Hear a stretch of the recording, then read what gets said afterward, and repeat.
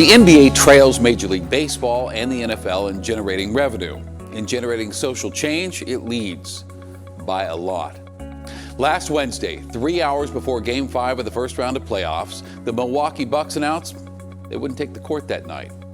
Video had recently surfaced from Kenosha, not far from Milwaukee, of police shooting Jacob Blake, a black man, multiple times in the back as he got in his car with 3 young children inside. The NBA players who represent the state of Wisconsin had had enough. Despite the overwhelming plea for change, there has been no action. So our focus today cannot be on basketball. Reading a statement from the whole team, including owners, guard Sterling Brown at George Hill called for the Wisconsin State Legislature to address police accountability, brutality, and criminal justice reform. And by the end of Wednesday night, all 3 of that night's playoff games were postponed, and Thursday's too. Players refused to play, which was remarkable enough, but then coaches, owners, and the league stood behind them. It's unheard of. And players spent the unplanned days off in long, emotional discussions with each other, their teams, and the league. And when games resumed by the weekend, players had negotiated a spectacular list of changes. The NBA established a social justice coalition to focus on access to voting, promoting civic engagement, and advocating for police reform. NBA arenas will be converted into voting locations for the upcoming general election in November. And ads will air in each playoff game, promoting civic engagement and raising awareness about voting access. Wow. And it's not like this is a league of lefties. Plenty of team owners support conservative candidates and causes. Heck, the family of Trump Education Secretary Betsy DeVos owns the Orlando Magic. So why is the NBA leading in social change?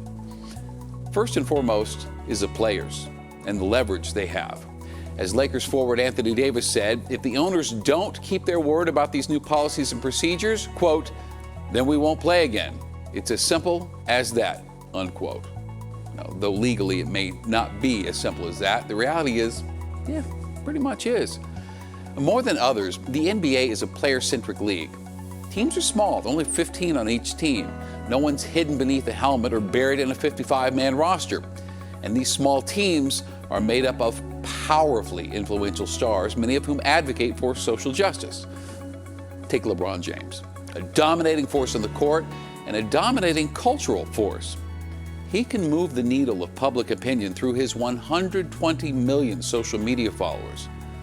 No one in America was unaware of what happened to George Floyd after LeBron wore a shirt noting the 8 minutes and 46 seconds a cop's knee was on the neck of Floyd before he died.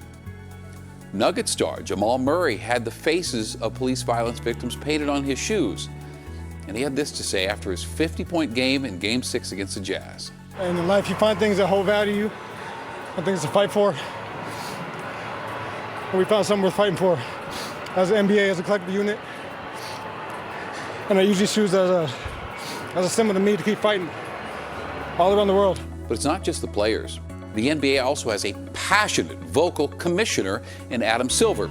In May, this is following the deaths of George Floyd, Ahmaud Arbery, and Breonna Taylor, Commissioner Silver sent a memo to the whole league which said, just as we are fighting a pandemic which is impacting communities and people of color more than anyone else, we are being reminded that there are wounds in our country that have never healed. And the NBA has coaches like Doc Rivers of the Clippers who had this response to Jacob Blake's shooting. We've been hung, we've been shot, and all you do is keep hearing about fear. It's amazing to me why we keep loving this country, and this country does not love us back.